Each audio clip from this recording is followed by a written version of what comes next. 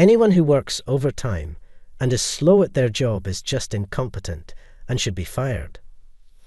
After that, a problem arose. Who's in charge here? He got fired yesterday. He was the only one who could speak French. What? There was only one person who could solve the problem. Michael tried to call him back, but my name is Brandon and I'm 30 years old. Despite being in my 30s, I live a brilliant life as a bachelor. My family home, where my parents and brother live, is about an hour drive away. We have a good family relationship, and I visit home about once a month. I work in sales, and I've been with my current company for 6 years. When I first joined, there was so much to learn that I struggled every day. At one point, I was recognized for smoothly handling a client who only spoke French, and I became in charge of foreign clients. It seemed I was the only one in the office who could speak French at a native level, so naturally, my workload increased. Before I knew it, working overtime had become the norm for me. Although physically exhausting, I could keep going because my colleague Jason and others would help out, bring me snacks, and cheer me on. There's nothing I can do to help. I'm sorry you have to bear all this burden. Some co-workers apologized, showing concern for me. The workload was immense, but I felt blessed with good relationships. Knowing that my efforts were helping my colleagues gave me more motivation. In the end, I actually liked my job. One day, as usual, I was working overtime when my manager Michael came to me. "You're working late every day. Don't tell me you're doing it on purpose to increase your overtime pay," Michael said. He was a bit of an eccentric, and even his colleagues tended to keep their distance from him. "I wouldn't do that. It's just that I have so many calls to make that I can't finish during regular hours," I responded. "Do you know what that's called?" "Incompetence," he said, snorting in a condescending manner. "If I could, I'd love to go home on time and just relax," I explained. But my workload was double that of other employees. Additionally, some clients were in different time zones, and it would be rude not to call them during their daytime hours. So, working overtime was inevitable to manage my workload. "I'm sorry, but to avoid causing trouble to other employees' work, please let me continue a bit longer," I apologized politely. Michael left with a click of his tongue. I wondered what Michael was doing so late, but then remembered I was in the middle of work and resumed. The next day, thanks to me, the documents for today's presentation would be ready just in time. "Always grateful to you, Brandon," I heard. "I heard that the presentation you did the other day went well. Great job." Other employees would thank me like this every day. Just hearing words of thanks and praise made all the hard work feel worthwhile. "I'm honored to be of help," I responded. With such positive feedback, I was able to start my workday with great motivation. "Then you should leave on time once in a while. I know you have a lot of work, but remember that taking breaks is also part of the job," Jason advised. Heeding his advice, I decided to leave early for once. Thinking of going home early, I sent a text message to my parents. "Can I come over today? I'm getting off work on time for a change." The reply came quicker than expected. "Of course. It's been a while, so I'll cook your favorite dishes and wait for you." Thinking of having a delicious meal instead of a ready-made one tonight made me even more motivated, and I was able to focus more than usual on my work.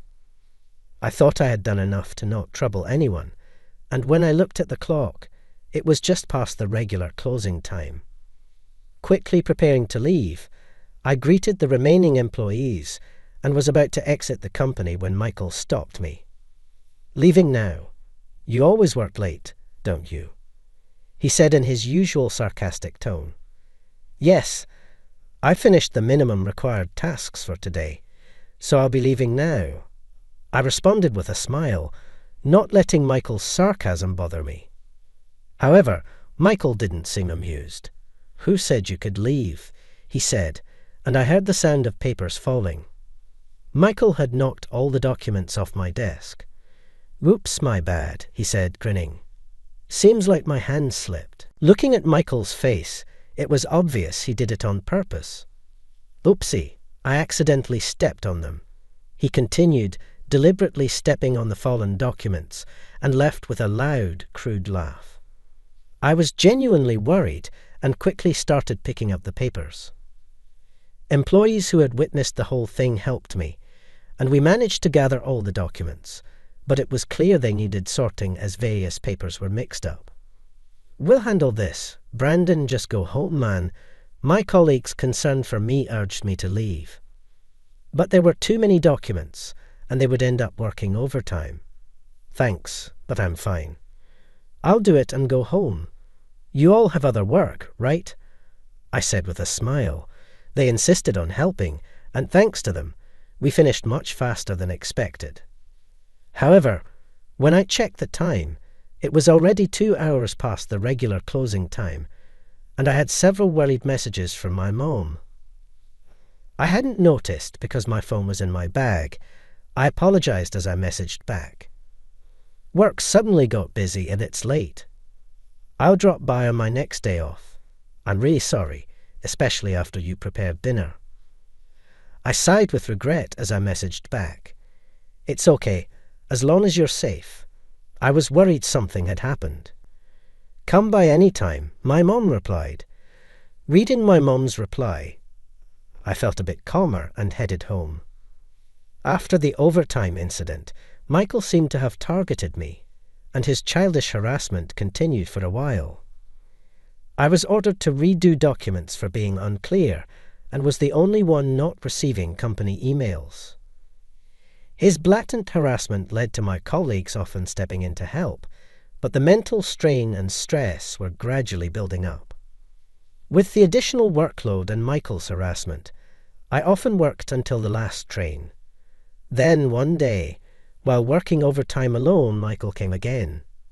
By now, Michael was a figure of caution for me, and I felt myself tense up. "What is it? What do you mean?" I asked, and Michael's usual condescending tone came through. "Do you even realize how incompetent you are, just scraping off overtime pay?" He said. "I apologize. I'll leave now," I said, starting to prepare to leave. "No, there's no need for you to come back," Michael said with a laugh. "What? Anyone who stays late and is slow at their job is just incompetent and shall be fired." Suddenly confronted with this, I stood there unable to grasp the meaning of Michael's words. "What do you mean?" I managed to speak, my voice strained, and Michael laughed as if pleased. "I mean incompetence is a nuisance. You don't have to come back, you're fired. Don't make me say it again." Michael left the company with a loud, unpleasant laugh. "I'm fired," I muttered to myself, left alone. After sitting dazed in the office for a while, I realized I had missed the last train and had to take a taxi home. As I looked out of the car window, I thought about the tasks I had to do tomorrow. I need to prepare the contract for ABC Corporation and the presentation documents too. I have to stay late tomorrow, so I can't miss the last train. Is it an occupational habit? Without realizing, I started organizing my tasks for the next day in my head. Then it hit me. "Oh, that's right. I got fired," I muttered, looking at the moon. The taxi driver asked me to repeat. "It's nothing," I replied with a forced smile and got out of the taxi at my house. I was so drained that I just collapsed onto my bed as soon as I got home. I was so mentally exhausted that, unusually, I woke up before my alarm clock went off. I usually get up at 7:00 a.m., but it was only 5:00 a.m. when I checked the time. I tried to go back to sleep, but Michael's words, "You're fired," kept echoing in my ears, preventing me from sleeping. I knew I had to start looking for a new job, but it wasn't easy to just move on, so I just lay there under the covers. As time passed, how much time had passed? I realized my phone had been ringing continuously. I picked up the phone, and it was a colleague, but I didn't feel like answering. I gently placed the phone back down. It was past 10:00 a.m. when I checked the time. I hadn't noticed it was bright outside as the curtains were closed. I wondered what my colleagues thought about me being fired. Were they angry? Were some of them happy? Was I as incompetent as Michael had said? The incident had broken my spirit, and I could only think negatively. I have been so devoted to my job, more than I realized. Even when I was a newbie, running around to the point of nearly breaking down, I had never felt this low. Lost in my thoughts, I was startled by the sudden ringing of the doorbell. Who could it be? I slowly got up and peered through the door's peephole, and it was my father. I was momentarily surprised and hesitated to open the door. Then the doorbell rang again. With trembling hands, I slowly opened the door, and my father smiled upon seeing my face. What kind of face is that? Those words, tears started flowing, and before I knew it, they were streaming down my face. I'm coming in, saying that my father entered, holding a plastic bag. Seeing me in my wrinkled suit, he lifted the bag he was holding. Want to eat? You probably haven't eaten anything, right? So, my father knew. I felt so pathetic. He entered the room and opened the curtains immediately. Perhaps it was because I had been in a dark room for a while. The sunlight felt unusually bright, perhaps brighter than usual. The company called. They said you weren't answering your phone, so they contacted our home. What happened? I explained the whole situation to my father. He listened, nodding along as I spoke. So, what do you want to do now? Asked my father. I was unable to gather my thoughts and could only hang my head. What should I do now? What should I be thinking? How should I act? Seeing me like this, my father began to speak. Don't deny yourself just because others do. What's important is not what you should do, but what you want to do. People's words can sometimes be sharper than a blade, right? But don't let such people mislead you about your own worth. Nobody can truly determine another person's value. You've done well. Stand tall and be proud. Hearing my father's words, I found myself crying again. My father patted my back reassuringly. Let's have some food. It's your mom's cooking. If we don't eat, I'll get scolded by her. The thought made me chuckle a little. I had finally managed to smile. I ate the meal prepared by my mother with my father. Her cooking was as delicious as ever. I had lost my appetite since yesterday, but once I started eating, I was surprised at how hungry I actually was. Hunger doesn't let the mind focus. Forward for now. Just eat well and rest. Things will surely look up. I never thought that at this age I would be comforted by my father. Perhaps age doesn't matter in a family. If my father hadn't come, I would probably still be in bed, not eating, not moving, just spiraling in negative thoughts. Feeling full helped me start looking forward again. After finishing the meal, my father said, "You can always come back home." And then he left my place. Sitting on my bed after he left, I began to think about the future. Even if I was as incompetent as Michael said, I wasn't satisfied with how things ended. I don't demand recognition for my hard work, but I refuse to believe that everything. What I did was in vain. After all, it was Michael who announced my dismissal. What would Mr. Johnson think about this? It felt unsatisfying to just leave things as they were. Acknowledging Michael's actions, I wanted to retaliate, even if in a small way. While I was thinking, my phone rang again. Looking at the display, it was another colleague. After hesitating, I decided to answer. "Hello," I said. As soon as I answered, I heard my colleague's loud voice. "Finally, you answered. You got fired. What's going on?" Exactly what I wanted to know. I told my colleague about last night's incident with Michael. "What? That's crazy, Michael. You should have talked back. My colleague responded, strangely indignant on my behalf. It was a bit amusing and touching to see him angry at me. I asked my colleague about what happened at the office today and how the employees were reacting. His story wandered a bit, but the gist of it was this. In the morning assembly, a few employees noticed my absence and were discussing contacting me when Michael overheard and laughed, saying I was fired. When asked why, he refused to say, citing it as personal information. What kind of personal information is that? My colleagues and superiors, suspecting unfair dismissal due to Michael's involvement, planned to consult Mr. Johnson, but he was on a business trip. They decided to speak with Mr. Johnson as soon as he returned from his trip, but many were concerned about me and had tried calling. I was about to go to your house if you didn't respond even by tomorrow, my colleague said. Hearing the story, I realized again how fortunate I was with my workplace relationships. Thank you. I'm glad to hear it, I said. As I said this, my colleague panicked, misunderstanding my tone. What's with that ominous remark? You're not thinking of doing something drastic, are you?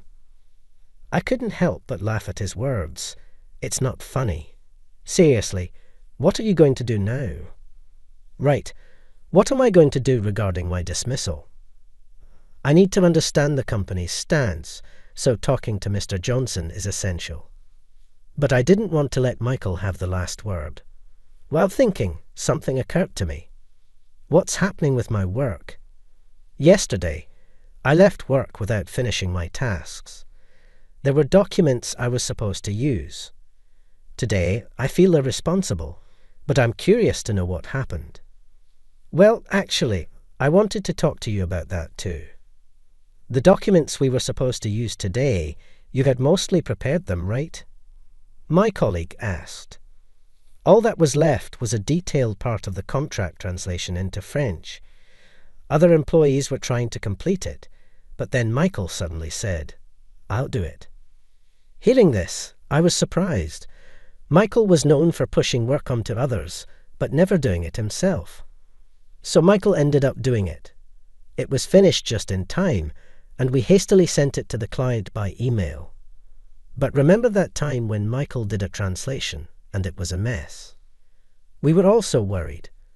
Previously, Michael had claimed, I can handle French, and prepared a contract in French, but it resulted in a complaint from the client. This was before I joined the team, so I hadn't seen it myself, but long-standing employees told me it was a big issue. And that worry became a reality. My colleague explained what happened today. It seems like something like this happened. Michael, there's a call from a foreign company. I could only catch your name but couldn't understand the rest. Sorry, should I transfer the call to you? Come on, learn to speak French. Just transfer it, Michael said. He answered the call and said in poor French, Hi, I'm Michael. How are you? One more time, the caller requested. Again, is that even real French? Michael hesitated. Why angry contract? What? Sorry, hello. He spoke in what seemed to be French, but then he said they hung up. What did they say? I asked. Oh, they said they wanted to contract. No problem, Michael replied. But later, another call came in. The client was furious, saying the contract was so poorly done, it was unacceptable. That contract had been prepared by Michael, and French. My colleague interrupted. Who's in charge of this? Get them to solve it. He got fired yesterday. He was the only one who could speak French, my colleague explained. I sighed after hearing my colleague's explanation. I haven't seen the contents of the contract, but the fact that they're so upset is proof that it must have been pretty shoddy. And Michael's handling of it just made things worse. It feels like pouring gasoline on the fire. It must have been tough. I'm sorry, my colleague said. It was my job, I replied. I couldn't think of anything else to say. I wondered if there was anything I could do, but then I remembered I was no longer in a position to be involved. I realized my dismissal was causing trouble for my colleagues. I was plagued with guilt. It's not your fault, Brandon. Your workload was already too much. It's our responsibility too for not being able to support you. Actually, is it Michael to blame? I felt comforted by my colleagues' words and found myself wanting to return to the company. Even if I decide to leave, I still want to talk to Mr. Johnson, I said. According to my colleague, Mr. Johnson would be back from his trip in 2 days. I decided to prepare what I would discuss with him. For now, I needed to collect my belongings from the office. So I informed my colleague that I would be coming by tomorrow. He said he would let the supervisor know, and we ended the call. The next day, I went to the company to get my things. Despite being familiar with the route from years of commuting, I felt nervous. Today, when I arrived at the company, my colleagues gathered around, showing their concern for me.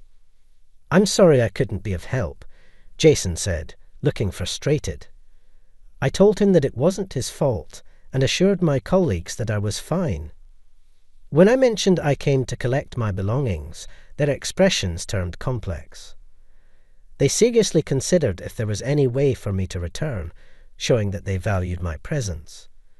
While talking, Michael approached and looked displeased upon seeing me. "Why are you here?" "This area is restricted to authorized personnel only," Michael said. "I just came to collect my belongings that I left here." "I'll be leaving soon," I replied. As I headed towards my desk, Michael loudly called out from behind, "Good timing. Take responsibility for your work before you leave." I turned around at that line. Could he be trying to pin yesterday's incident on me? "What do you mean?" I asked. As I asked, Michael smirked. "Your half-finished contract caused an uproar with a foreign client." "Take responsibility," Michael said, oblivious to the appalled expressions around him. He continued to blame me, and I wondered how far he would go to cause trouble, just as my anger was reaching its limit. Enough already. A familiar voice spoke, and I turned to see Mr. Johnson standing there. Mr. Johnson, the employees were also surprised to see him. He was supposed to return from his business trip tomorrow. Michael visibly panicked at Mr. Johnson's appearance. "Mr. Johnson, you were scheduled to return tomorrow." Watching Michael speak with agitation, Mr. Johnson sighed. "I came back early after hearing about the trouble. So what's all this commotion about?" Mr. Johnson's anger was evident to everyone. Understandably, the employees fell silent, making the office quiet. Even though I was fired, I had wanted to talk to Mr. Johnson. I thought this might be the perfect opportunity, but it didn't seem like the right time to speak up. Shouldn't the commotion be explained and guidance sought? But perhaps as someone who's been fired, it wasn't my place to say anything. Amid a loud ticking of the clock, Mr. Johnson spoke again. "What's this commotion about?" "Tell me, Michael." Michael became even more unsettled when he was called out by name. However, with a slice of smoke, as if having thought of something, Michael began to explain to Mr. Johnson. "This guy here, he made a sloppy contract that led to a complaint from a foreign client. I was just lecturing him about it. He always works late, and I thought maybe he was doing it on purpose to increase his overtime pay. So I fired him yesterday. I told him to take responsibility for this mess before he quits." Michael presented himself as if he were doing the right thing. I felt a renewed contempt for him, realizing once again how self-centered he was. Although I didn't want to be attacked by Mr. Johnson, it might be an opportunity to explain my side. If he didn't believe me, it could be a valid reason for leaving. Just as I was about to take a gamble and speak up, Mr. Johnson intervened. "Is that so? Then, Brandon, come to my office." Suddenly, I was filled with tension, but this gave me an opportunity to have a private conversation with Mr. Johnson. Looking at Mr. Johnson, his face was no longer stern, but had a gentle smile. "Yes, I left my belongings on the desk and followed Mr. Johnson into his office. It serves him right. This will save me. Upon entering the president's office, Mr. Johnson opened the window. A silent pressure weighed in the air, creating an atmosphere that made it difficult for me to speak. I waited for Mr. Johnson to say something first. I wondered if I was going to be reprimanded, bombarded with questions, or possibly even faced with discussions about damages or compensation. It's a story from about 20 years ago, before this company was founded. Back then, I worked at a regular corporation. I exclaimed, surprised by the unexpected start of his story. Seeing Mr. Johnson's face, it was no longer the intimidating look from before, but a gentle smile. I was about your age back then. I was struggling with work, no matter how hard I tried, disliked by my boss, and on the verge of giving up. That's when a senior colleague told me, "Don't let anyone else's disapproval bring you down. You're doing great. Stand tall and be proud." I was struck by Mr. Johnson's words. They sounded so familiar. "Those words," I murmured. Mr. Johnson laughed heartily. "How's your dad doing?" I was stunned. Could it be that Mr. Johnson and my father know each other? I had never heard about this. I was so surprised that I couldn't speak, but Mr. Johnson continued, "Your father's words inspired me to persevere and eventually establish this company. In a way, he's my benefactor. When you joined the company, your father contacted me, asking me to look after his son. I didn't reveal our connection to prevent you from becoming complacent or feeling pressured. I hope you understand." Before I knew it, Mr. Johnson's kind words had eased my tension, and I felt a sense of happiness. I realized I had been watching over all this time. "Yes, thank you so much." As I said that, Mr. Johnson gave me a warm smile. "About the recent matter, I reviewed the documents and contract you sent to the client. On my way back to the office, it was clearly made by someone else, so I know you weren't the cause. And about Michael firing you, I won't let that happen. If you're willing, I want you to continue working with us. What do you say?" It seemed like Mr. Johnson had seen right through what I wanted to discuss. I respected the insight of someone at the top of the company. "Of course, please let me keep working here. Maybe I'm simple-minded." Feeling relieved brought back my confidence. I was truly happy to continue working here. "That's a good response. I apologize for making you feel anxious and uncomfortable.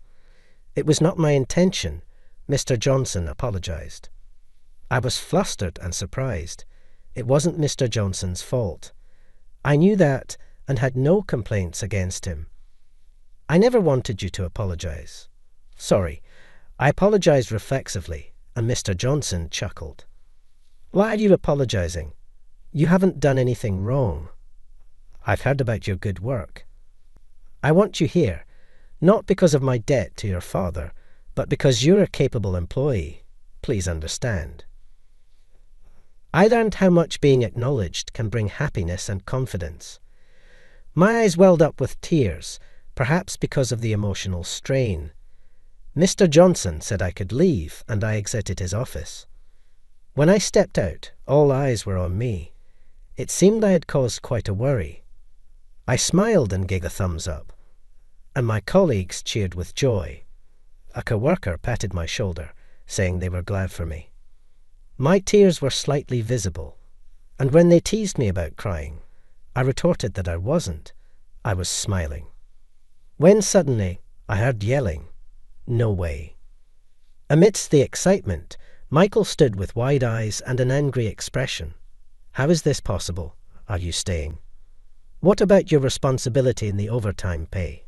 I decided you were fired." Michael's fury was no longer a threat to me. Ignoring him felt easier as I chatted with my colleagues. His anger intensified as he marched towards me. "Don't ignore me. I'm the department head. We don't need someone like you. Get out now." "Oh my, this isn't very calm." Mr. Johnson emerged from his office, hearing Michael's shouts. Michael demanded an explanation from him. What's going on? What about his responsibility for the client incident? You haven't reversed his firing, have you? Michael continued to shout angrily at Mr. Johnson. We all watched, more nervous than him. You don't have the authority to fire an employee, and wasn't it you who messed up the contract? Mr. Johnson spoke calmly, halting Michael's momentum. Silent and head down, Michael began to tremble.